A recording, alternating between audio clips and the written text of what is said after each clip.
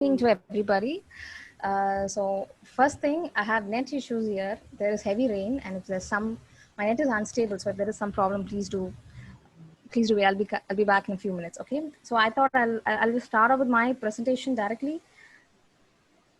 1 second, sir. And thank you, ma'am, for giving me a good introduction. Okay.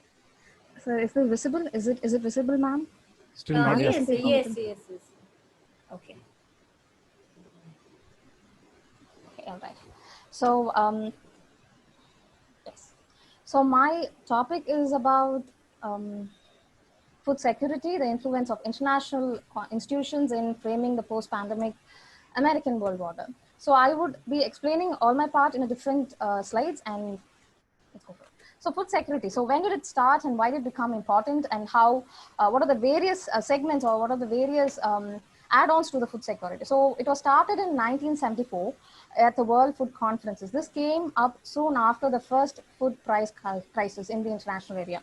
So they started defining as food as the affordability, food security as the affordability of all terms of adequacy of basic foods. So this was framed by the developed countries, predominantly the European Union, came up with this idea of food security. So for them, it was availability and affordability of the food in 1974. So they are now merging into, this is the pre-globalized era. So people are trying to come forward to have this international network of food connectivity. So this was one of the first steps of food security, which was defined there. And then you have the Rome Declaration coming up in 1984.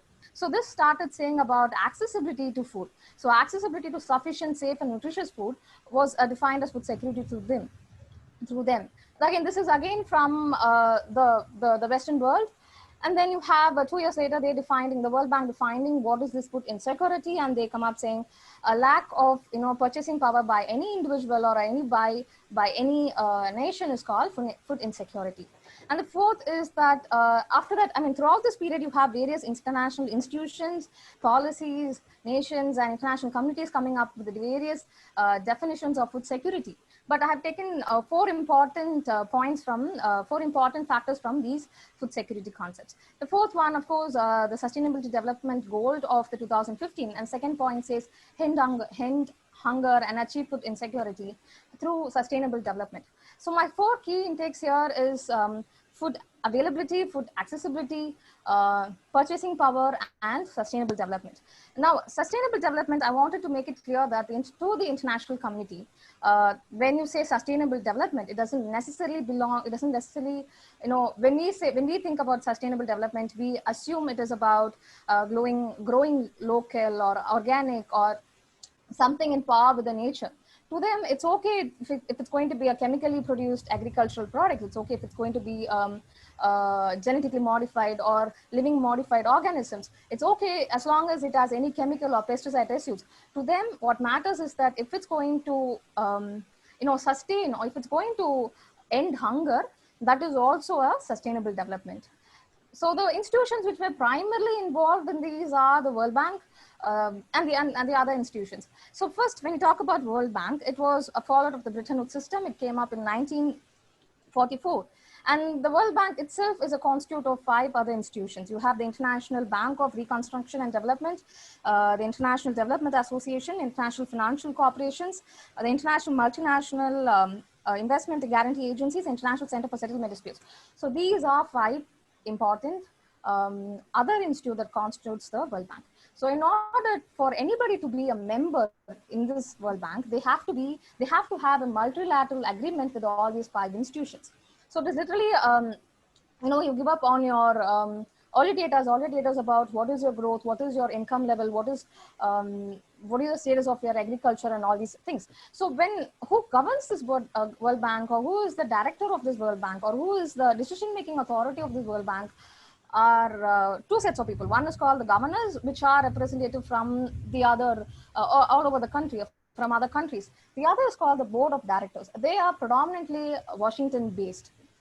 They are from various organizations of their top profile people from various other organizations of the American institutions. So they are one of the key factors in the deciding authority of the World Bank. Okay. again, the voting system in World Bank depends on the percentage of vote that somebody would come up, which means how much of money you contributed in the development of the World Bank or in the functioning of the World Bank. So much is your contribution towards the percentage of vote in the World Bank system. So again, America is one of the major contributor to the functionings of the World Bank, and it also remains as the most important vote person or decision-making authority of the World Bank. Now, why is World Bank important with agriculture is that the World Bank decides what to be produced around the world.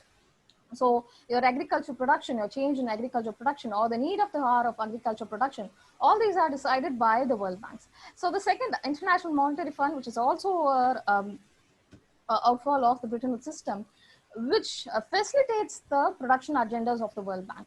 So basically, they have these liberalization policies where which tells about which approaches to a country and tell them what are their balance of payment issues, what are their probabilities in exporting an agricultural product or importing in a particular agricultural product, what is their comparative advantages in the agricultural field, what would be the best thing for them to produce in the international market, so that their economy is boosted up as well.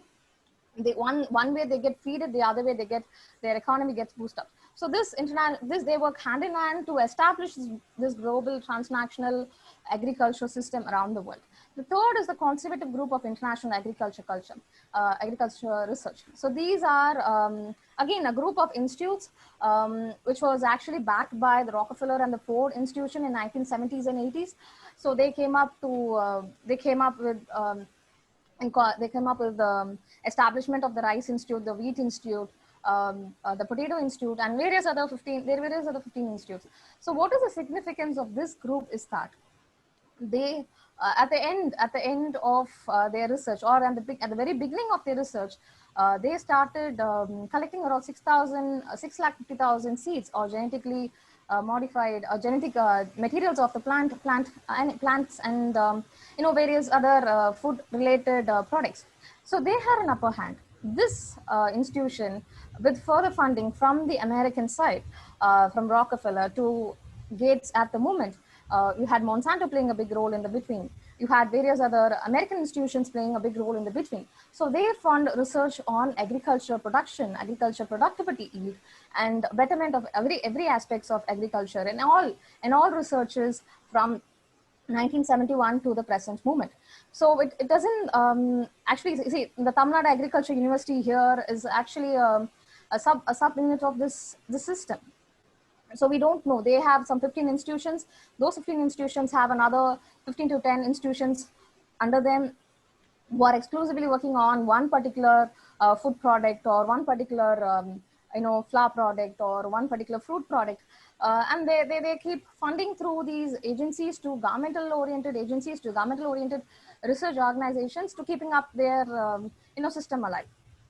So even in today agricultural research in Tamil Nadu Agricultural Institute, more than 80% of the funds are received from people who are adhered to the CGIAR. Okay, so they started with this green revolution, and then with the genetically modified foods in 1990s. And this, whatever you talk about sovereignty, all these things, the larger seed share that's been distributed around the world, and their researches are under this particular organization, and they still have a hold against this organization. Later on, they started doing researches, and when the laboratory level, when it was a successful experiment, they started implementing in fields. After that, they started trading with other countries. So you have the GATT, General Tariff Agreement on Trade and Tariffs, having 94 parties, and they are, they export this this global supply chain and network with, their export agendas, their rules of regulations and their rules and regulations. So the idea is that the GATT insisted people not to, put any bans or any restrictions or quotas over the trade. So which is actually directed by IMF, and the GATT said you please don't disrupt the supply chain through your domestic rules and regulations. Further, in 1995, the GATT was closed, and then we had the World Trade Organization coming into force. The reason behind this is that the World Trade Organization did find a place for the intellectual property rights, which were, which were actually evolved along the agricultural research course in the course of this 25 years. So when Gate couldn't find a place, when Gate couldn't have a place for this intellectual property rights, we had a World Trade Organization, which was primarily focused on agricultural products, coming up and saying that benefit sharing is very, very much needed. They also termed farmer producers as big multinational corporations, and they also came up saying that they would also share a large share of the profit that's made by the agriculture business. So agriculture business at the moment, it's around some $700 billion worth around the world. So you find most of them are having their root cause in trade or root cause in research to the American origins. So even including China, China has its DeVos setup and all, rice setup and all these things, which were actually funded by the Rockefeller institutions. So that's where it all started. So American scientific technology in agriculture still has a hold across the globe. Now, what is the significance when the pandemic is that pre-pandemic, we have the trade wars happening. So the trade was actually backfired United States by $30 billion export. So China actually cut off trades by $30 billion, which was 58% of their trade. America had to allocate some amount of resources to some $28 billion to actually to feed their farmers. The farmer laws were actually refunded by the government with $28 billion. The very same time, America also started looking for new markets. India, European Union, Kenya, United Kingdoms were a name a few. And they started, actually selling those products which were actually sold to China at the particular time, redirecting to these countries and also establishing new agricultural portals. So what do we understand is that now now China and United States are coming back to normalcy. Now trade, their first phase of trade has been summarized, and China has also accepted importing new sets of agricultural products. You see that this is an election year, and Trump is making all round, look good kind of situation. So it's getting back its trade with China. It has also expanded its trade with European Union, India, Canada, and Kenya, Mexico, all these things. You have a new agreement of NAFTA coming into picture, which is also primarily focused on agricultural products. So these things will extend beyond the pandemic era. But there are other issues why America will still be dominant. We have these issues here. During the pandemic era, we have in the agriculture sector, you have closing of businesses, you have unemployment rates rising, a fall of income, and then price and all the increase in price and all these things. So America is trying to establish itself against all over the world again. Plus, you have domestic problems as unemployment and all these rising up at the other end. So when the pandemic is going to over or 2021, you would see America would still be aiding countries or trading with countries or exporting American products into other countries or either helping them research. So either way, America is still going to have a hold on all these impacts, and all these impacts have another issues has led to further issues like, as I said, the accessibility for affordability, purchasing power, and sustainability. So these issues are directly linked with these issues, and you find America being a solution to all these things in one way or the other. Accessibility and affordability, India alone needs some 25 lakhs of quintals of seeds to start the reaping in the next season. And Monsanto, as I told you, is one of the major seed producers to us, seed givers to us. Bayer, Monsanto is merged with Bayer, and still Bayer or DuPont or Dow, all these things are all these companies are the major players here.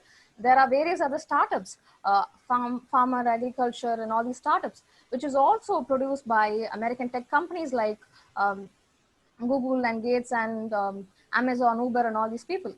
So you find America is actually has this hold on accessibility through providing aid, food, or through missionaries, or fertilizers, any of these areas. Affordability, they are of course, going to give it and lease it out or reduce the rate so that there is some business start over happening. Purchasing power, India is somehow going to buy it, or through the capitalist, system, somehow the Indian capitalist country would buy all these technologies and, sell it around here. We don't have the public distribution system. It's going to be cancelled soon. So there is a possibility where Indian big companies would actually distribute the food system, or actually buy land and, come up with a collective farming. Things like that would be the post-pandemic scenarios. And the other very important is that data science is becoming one of the important factor. Blockchain in agriculture, artificial intelligence in agriculture, as in to see the transportation and logistics of the agriculture is maintained by artificial intelligence, which was also researched and then funded by the companies like Google, by Amazon, by Uber, and the various other Internet of Things are also being coming into agriculture through big tech research companies and their investments and their research and their foundings. So I would conclude by saying the future is also going to be the American hegemony in the food system, in the food order, either through production of seeds or through production of technology or through research in both. Thank you, sir. Thank you, ma'am. Okay, welcome.